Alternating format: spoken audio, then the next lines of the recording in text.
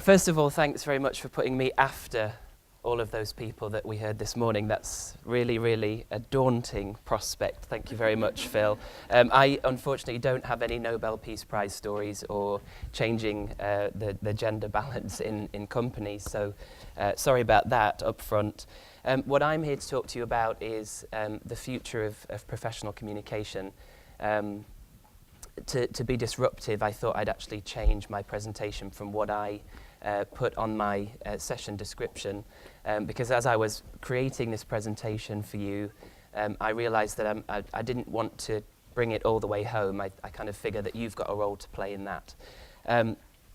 But this whole kind of conversation around the future of professional communication to me is one of the most annoying things that I see happening in our profession. Which perhaps makes me a bit of an unlikely piece of this agenda, because we're supposed to be a bit more positive about that, I guess. But I kind of think that because essentially I'm bored already with this conversation. I don't know about you, but I see a lot of this material circulating. A couple of weeks ago, I got something from the Chartered Institute of Public Relations in the UK, which was about the top 10 skills for the future PR practitioner. And it sounded very, very familiar, so I dug out another article that I'd found that I'd read a while ago. In fact, it was 2 years ago, and it essentially said the same thing. And it wasn't a like-for-like copy, but 2 years later, this article was saying more or less the same as what I'd read before. So, I mean, I'm sure that you've seen this stuff circulating, but it doesn't seem to me that this conversation is really advancing that much, and the material that's out there, I'm not sure it's that helpful for moving things forward. And the other thing, when you start to look closely at the material that's circulating in this area, what you realize is that it's actually based largely on opinion. It's what a certain blogger feels is relevant somehow for the entire profession, or what some writer feels that we all should know about social media. And it's really opinion-based and not really grounded in any kind of fact or reality. And so that started to get to me and my professional colleague in Montreal, Deborah Hinton, and we actually challenged each other to send every email or every article, every link that we found about this topic. And we were it ended up that we were emailing each other several times a day, and it started to get a bit ridiculous. And when Deb punched into Google, communication professionals should, she got something stupid like 1 billion hits. So it just kind of shows that there's so much material out there on this conversation. It really started to get to us. So we decided that we would try and I guess create a way of looking at this conversation a little bit differently, and giving ourselves a few facts from which we could perhaps start to envision a future for our profession. So last summer we did our own survey, and we went back to the Arthur W. Page Society's 2007 report called The Authentic Enterprise. I don't know how many of you can remember that far back, but the Authentic Enterprise report essentially concluded that the communication function has a leading role to play in an organization, and it was based on research with about 30 CEOs, so coming from the top, what the CEOs were looking for in their communication people in their organizations. And they said that the communication professional has a specific role to play in the area of values, trust, what we called back then new media, and relationships. And it painted a fairly compelling picture for us as to how we as communication professionals could add value to our organizations. And what Deb and I thought about that report was that perhaps gives us a nice platform from which we can start to picture a different kind of future for ourselves. So we built this survey and pumped that out to our networks. And we got a decent response for a bit of self-driven research. We got about 100 people from around the world answering that. And what they told us was that they are actually in agreement with the recommendations from the Authentic Enterprise report. So 5 years later, that they tend to agree that the communication function, surprise, surprise, should play a leading role in the organisations, and that, surprise, surprise, there should be a chief communication officer that reports to the CEO. So nothing groundbreaking necessarily there. We can give ourselves a pat on the back. But what they also confirmed is that the role that the CEOs painted and the door that they opened for us 6 years ago was still actually quite relevant.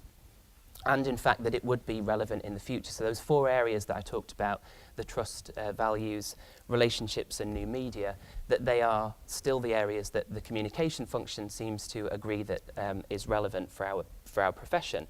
So kind of a hallelujah moment, we're starting to get a sense of agreement around where we might want to move. Which is a great basis to start from, I guess. But when we asked more specific questions about if people are actually taking that leadership role in their organisations and if they feel equipped, the data started to diverge a little bit. And it was much less consistent in terms of the level of agreement. So what we found then was that the communication professionals that responded to the survey, what they wanted for the function and for the profession didn't necessarily match with what they wanted for themselves. And if there was this crossover between those two things, sometimes they didn't feel that they were equipped to do it, whether that was their organisations, whether it was the skill set, or so on. So the picture wasn't as rosy, perhaps, as we were hoping. So this kind of sense of the aspiration for the function and wanting to belong to a function that leads was very clear, but then leading themselves was less so. So I guess that kind of explains that circular conversation that's going on in a way, because although we know where we want to go, we're not quite sure how to get there, and perhaps that explains the billion results that we found about it. But what that showed us was that we need to perhaps start thinking differently about this conversation. And what we didn't want to do was become another opinion in that whole bunch of opinion that's out there. So we didn't want to just kind of produce the report and then leave it there and say, this is what you should do now. We looked for ways that we could keep this conversation going. So we actually did a few workshops on this and talked to a bunch of people, and Deb particularly did some blog posts that started to continue the thinking on this. And we actually got some interesting feedback from a number of people, one of which was from a leader. I shan't name who it is, but somebody who's quite an eminent leader in the area of work complexity. And he basically said that he's given up on communicators. He's been having this conversation for 30 years. And so what we were saying was very, very familiar to him. And what he's noticed over the 30 years that he's been gradually giving up on the communicators is that they're just not stepping up and taking this leadership role, and they're not assuming the responsibility for leading within the organisation. Which I thought was kind of an interesting statement, but it wasn't isolated. When we did the workshops, particularly in Montreal, we were talking to people who've been around the block a few times, and they've also been having this conversation. So although Deb and I were coming at it from perhaps a different perspective, it's the same kind of thing that they've been seeing, and that kind of reinforces my point, I guess, that this conversation really isn't going anywhere. So. And then also last year, I read an article by David Ferraby, which was called The Uncertain Future of Corporate Communications. And that article painted a fairly bleak picture for the communication function within an organisation, because it talked about communication teams being rolled into HR, budgets being cut, people being asked to wear more than one hat, doing more with less, all the stuff that sounds probably very familiar to you. And that kind of, when you piece all these things together, is a little bit of an alarming situation to be in. So, again, we didn't want to come up with any particular conclusions on this, and we continue to evolve our thinking. But where we are right now and where we're left in this conversation is that we feel like we're almost at a bit of a professional moment of truth. I talked about being bored before. That was my dramatic opening. I'm not really, but it's. But I'm actually quite engaged in this. But just that context that I gave you just a couple of seconds ago about the fact that we've been talking about this for almost 30 years, which is potentially close to how old our profession is. I guess the other emotion I've got around all this is a little bit of concern and perhaps a little bit of panic, because in the Authentic Enterprise report, the CEOs opened a door. They painted a picture for what our function could be and the value that we can add to the organisations. And 6 years on, it seems to us that we haven't yet stepped through that door. And I can't help but think that CEOs are kind of smart, and they've probably noticed that we're still where we were 6 years ago. And also, I just think that it's a little bit depressing that we're still having this conversation, and as somebody said, it's 30 years later, and we're still not really moving on. So this professional moment of truth, I think, is something that's quite interesting, and is actually I guess the inspiring part of the presentation. The research data that we got back from our survey in the open field questions actually revealed a fairly consistent picture.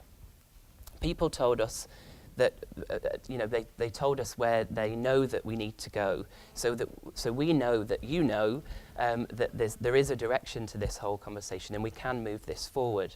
People told us that we need to move from a deep understanding of communication, so where we were before, to a deep understanding of how communication can best support the business. We need to move from siloed communication specialties to a single integrated strategic view of communication in the organisation. We need to move from transactional events and tactics to building relationships, and we need to move from a controlling attitude to one of collaboration and facilitation. So as I say, it's not like we don't know where we need to go. Last year, the Global Alliance for PR produced its Melbourne mandate. IABC has created its own global standard for professional communication. The Authentic Enterprise exists. There are many, many models, multiple options for us all to consider as we think about where we want to move as a profession. But whichever one of those you choose, there's always the same person that it comes down to at the end of the day, and that's us as individuals. And at this professional moment of truth, I think it's up to us to take responsibility for the future that we want to create for ourselves. I was at Steve Crescenzo's presentation yesterday, and he said that we need to stick up for ourselves a bit more as communicators. And I think that that's actually what we need to do at this moment of truth that we're at. Because if we don't do it as individuals, then there's no way we can do it as a profession. And hopefully, by the time we meet again at the next EuroComm, we'll have all gone away to our offices, we'll have thought about what it is that we need to do as individuals in our organisations. And then we'll think about whether it's a question of changing the culture, which we've heard today is entirely possible. So if your boss doesn't necessarily support communication, there are ways and means to change that. It may be making different demands of your professional associations. If they're not offering the support that you need in order to move from here to there, then make the demands, make the change. I think that it can be done. But ultimately, the future of professional communication starts with every one of you.